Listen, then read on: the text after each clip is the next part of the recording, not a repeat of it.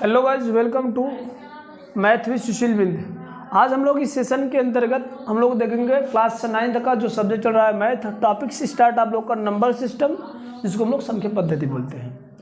संख्या पद्धति में हम लोग इसके अगले वाले जो वीडियो का जो सेशन लेकर हम लोग आए थे, इसमें डिस्कशन किया गया था एक्सरसाइज 1.1 का, जिसमें हम कुछ नंबर्स थे, यानी किसी नंबर को हम लोग रेशनल नंबर कर सकते हैं कि नहीं कर सकते हैं, और साथ साथ कुछ रेशनल नंबर दे रखे थे, दो रेशनल नंबर के बीच में कुछ अदर रेशनल नंबर फाइंड करना था, तो हम लोग उस पर बात किए थे।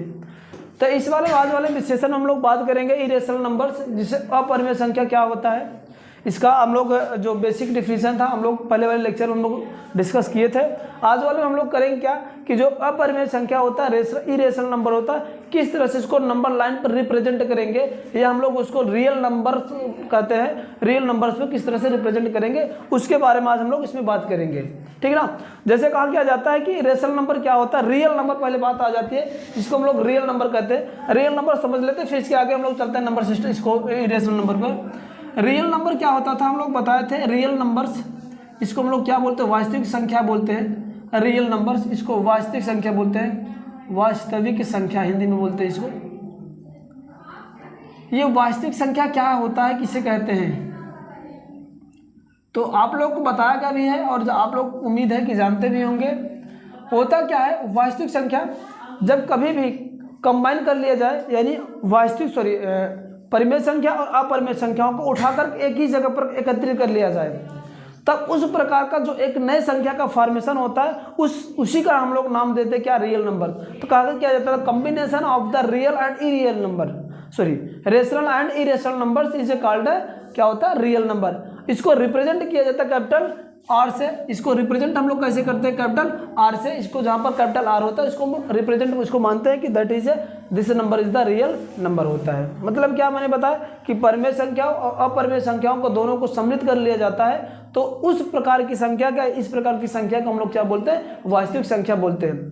दूसरी बात क्या होता है कि जब ये नंबर लाइन वास्तविक संख्या रेखा क्या होता है, जब किसी भी संख्या को, मतलब अगर वास्तविक और परिमेय संख्या और अपरिमेय संख्या हैं, तो इनके लिए केवल और केवल क्या होता है, अगर इसका हम नंबर लाइन ड्रा करें और इस संख्या का किसी एक का रिप्रेजेंटेशन करें, तो केवल और केवल एक ही संख्या रेखा, एक नंबर एक ही संख्या रेखा पर एक बार ही क्या होगा, उसको रिप्रेजेंट कर सकते हैं, अदरवाइज उसको और हम रिप्रेजेंट नहीं कर सकते हैं।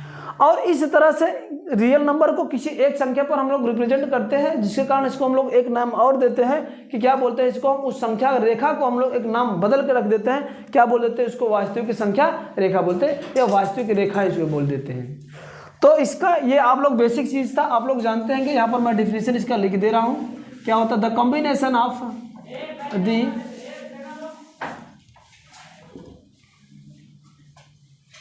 combination of rational and irrational, rational and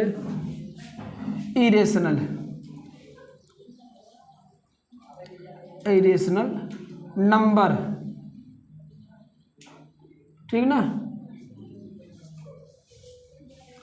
number are called real number, real number.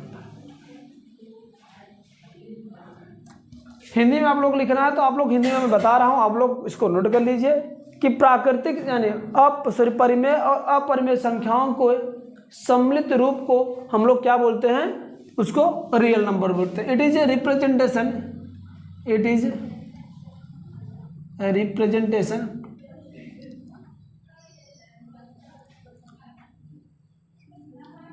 Representation capital R, ये कैपिटल आर से इसको रिप्रेजेंटेशन करते हैं। ठीक, ये थोड़ी सी बात इसमें थी।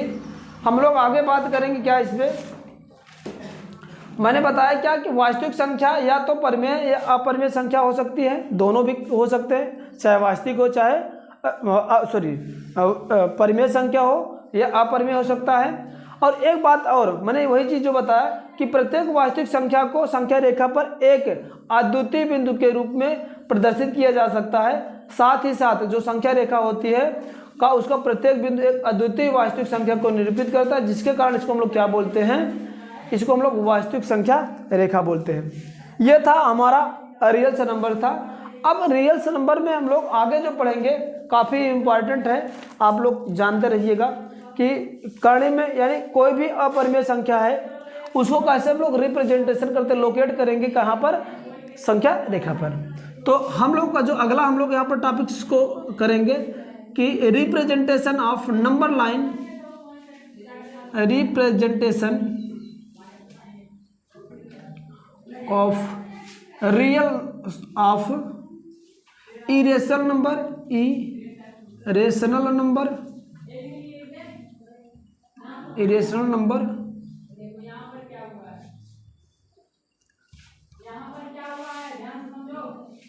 Of number line, of number line. कहें क्या, अपरिमेय संख्याओं को, अपरिमेय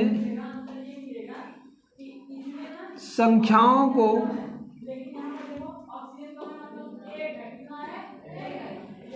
संख्या रेखा पर प्रदर्शन, संख्या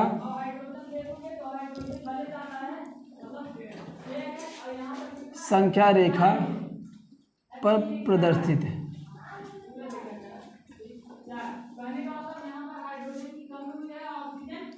ये इसका हेडिंग हम लोग बनाएंगे। अपरिमेय के रूप में √2, √3, √5, √7 अप टू सो ऑन ये सब आते हैं। तो इसका हम लोग कैसे रिप्रेजेंटेशन होगा उसको हम लोग वर्किंग रूल भी पढ़ेंगे और कैसे क्या किया जाता है उसके लिए हम बारे में बात करेंगे। तो यहाँ पर हम लोग लेके चल रहे हैं क्या कि पहले लोकेट कर रहे हैं √2 को।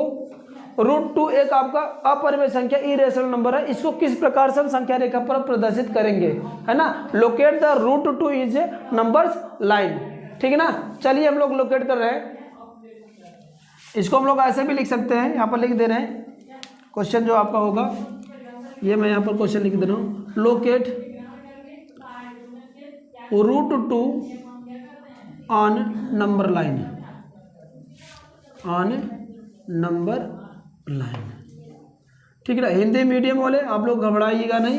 है क्या कि यार करनी में 2 को परिमेय, करनी में 2 को संख्या रेखा पर प्रदर्शित कीजिए नंबर लाइन, ठीक ना। करनी में 2 को संख्या रेखा पर प्रदर्शित कीजिए। वेरी सिंपल, किस तरह से किया जाएगा वो हम चीज़ को आपको बता रहे हैं।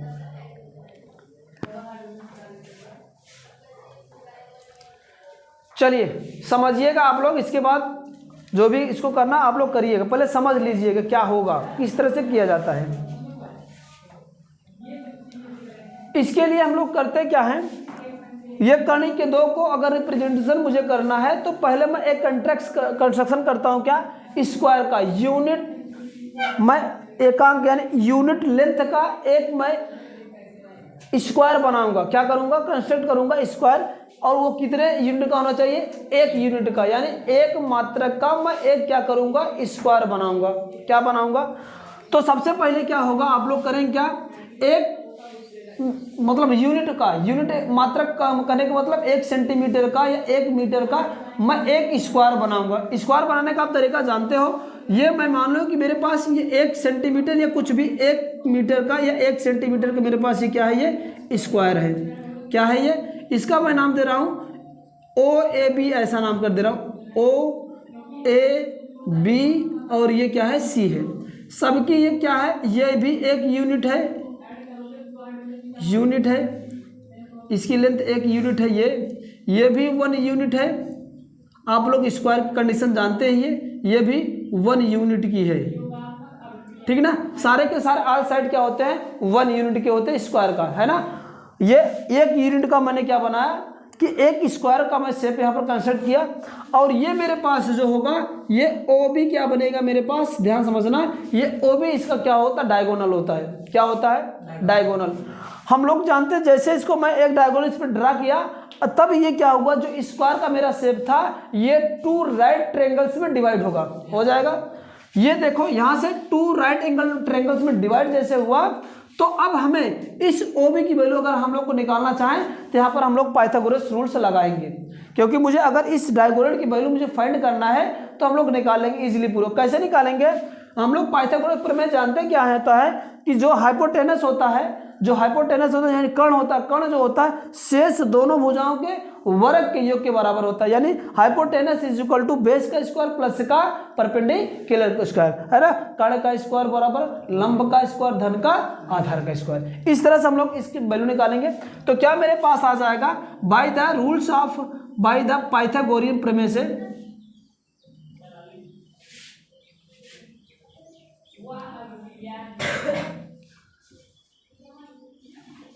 चलो क्या करते हैं, पाइथागोरस प्रमेय से हम लोग क्या करेंगे, यहां से OB की वैल्यू निकालेंगे। क्या निकालेंगे?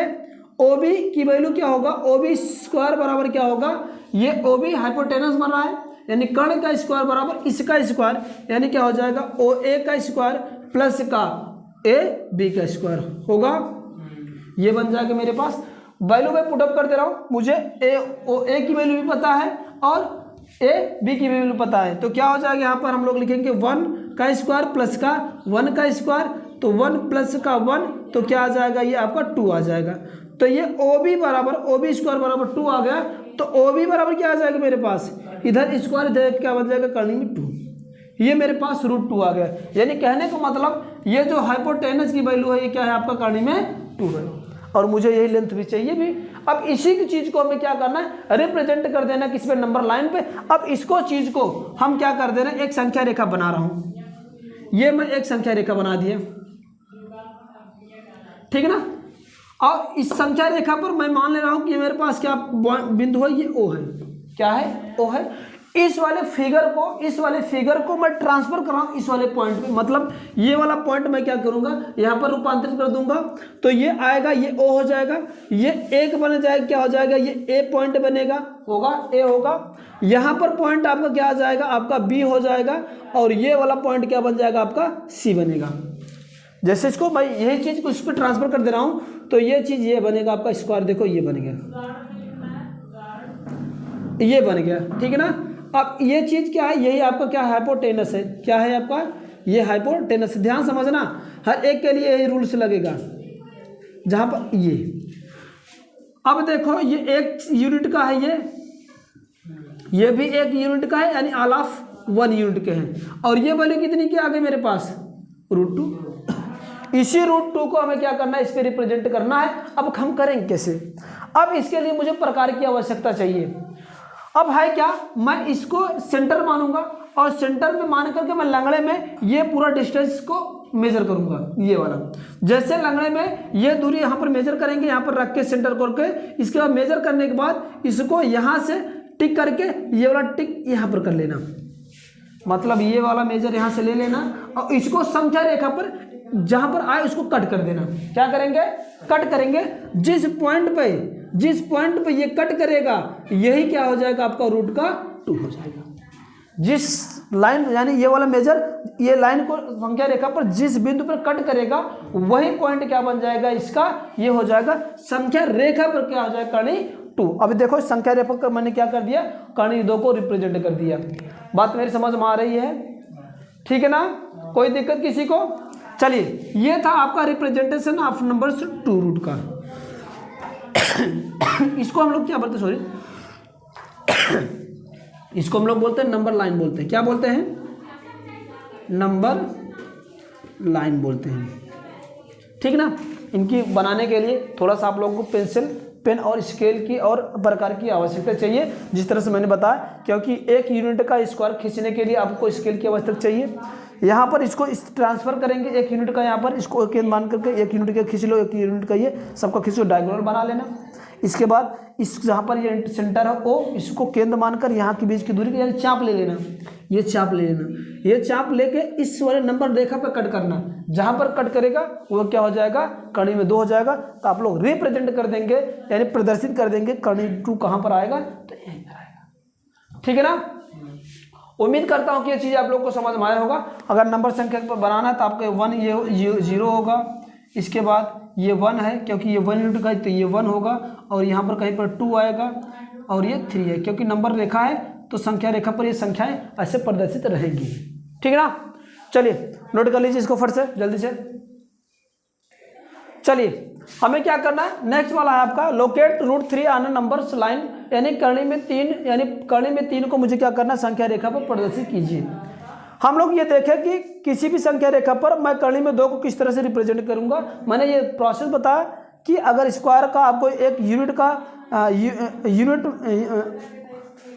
यूनिट का मैं एक कोई लेंथ लेकर के मैं एक स्क्वायर यहाँ पर ड्रा किया, उसको ट्रांसफर किया, किस पे किया मैंने, इसको इस नंबर रेखा पर प्रदर्शित करके ट्रांसफर करके इसका जो डायगोनल का लेंथ था उसको मेजर करके प्रकार की सहायता से इसको मैंने क्या किया, चाप लगा, जो पॉइंट जहाँ पर इंटरसेक्ट किया वह पॉइंट उस संख्या रेखा पर क्या बन गया, 0 से लेकर के वहाँ तक क्या बन गया, उसका √2 का रिप्रेजेंटेशन हो गया। √3 को हमें रिप्रेजेंट करने के लिए सेम प्रोसेस है, आपको कुछ भी नहीं करना है। करना क्या है कि ये जो OB मिला था मेरे पास, OB पर हम क्या करेंगे, OB पर B बिंदु पर, OB के B बिंदु पर मैं एक यूनिट का मैं इस पे एक परपेंडिकुलर लाइन ड्रा करूंगा। परपेंडिकुलर होना चाहिए, इस वाली लाइन का परपेंडिकुलर होना चाहिए, और वो लेंथ कितने का होना चाहिए, 1 यूनिट का होना चाहिए। तो आप स्केल की सहायता से, आप स्केल और लंगड़े की सहायता से, आप ये चादे की सहायता से इसको ड्रा करेंगे। तो हम यहाँ पर क्या करेंगे, 1 यूनिट का सपोज करो कि ये मैं एक लंब खींच लिया। लंब का मतलब है कि इस पे क्या होगा, ये परपेंडिकुलर भी होगा, 90 डिग्री का बनाएगा, और ये कितना का है, 1 यूनिट का है। ठीक है ना, मैंने क्या किया, OB पर मैंने क्या किया, OB के बिंदु B पर, पॉइंट B पर एक मैंने 1 यूनिट का परपेंडिकुलर लेंथ खींचा। ठीक है ना, आप लोग भी ऐसे खींच लेना।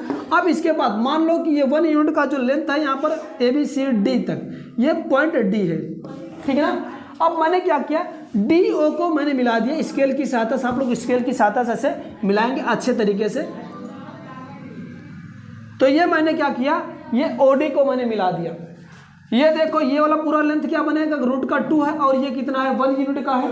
तो इसमें अगर हम लोग क्या लगाएंगे, पाइथागोरस प्रमेय लगाएंगे। पाइथागोरस प्रमेय क्या है, किस वाले समकोण त्रिभुज में, समकोण त्रिभुज में एंगल बना दे रहा हूँ, किसमें, मैं देखो ये आपका OBD में, ठीक है ना, OBD में, ठीक है ना, इन OBD में जैसे लगाएंगे। अब हम लोग जानते हैं क्या होता है, हाइपोटेनस मेरे पास क्या बन गया, यहाँ पर OD बना, क्या बना, OD का स्क्वायर बराबर ये आपका बेस बनेगा क्या, OB का स्क्वायर प्लस का BD का स्क्वायर। ओके, BD का स्क्वायर वैल्यू रख दो, OD square is equal to OB की वैल्यू कितना मेरे पास है, √2 का होल स्क्वायर प्लस का 1 का स्क्वायर।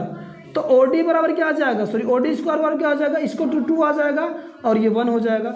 OD की वैल्यू क्या आ जाएगा, OD स्क्वायर बराबर ये 3 हो जाएगा। तो OD की वैल्यू कितना आ जाएगा, √3, क्या आ जाएगा आपका, √3। यानी कहने का मतलब मैं निकाल के ये फाइंड ये किया कि जो OD की वैल्यू है वह कितनी आ जाएगी आपकी, ये √3 आ जाएगा। यहाँ तो मुझे O3 की वैल्यू मिल गया, मतलब √3 मिल गया। अब इसको मुझे इस संख्या रेखा पर प्रदर्शित करना है, तो करेंगे क्या, हम लोग O को केंद्र मानेंगे, क्या करेंगे, O को सेंटर मानेंगे, और OD तक क्या करेंगे, चाप लेंगे, या OD की त्रिज्या का एक चाप लूंगा, जो कि इसको मैं क्या करूंगा, स्केल यानी इसके सहायता से मैं क्या करूंगा, इसको ऐसे लंगड़े की सहायता, प्रकार की सहायता से इसको ऐसे इंटरसेक्ट कर दूंगा, क्या करूंगा, जो कि √2 यानी 2 के पहले ही कहीं काटेगा, ये पॉइंट बन जाएगा क्या आपका √3।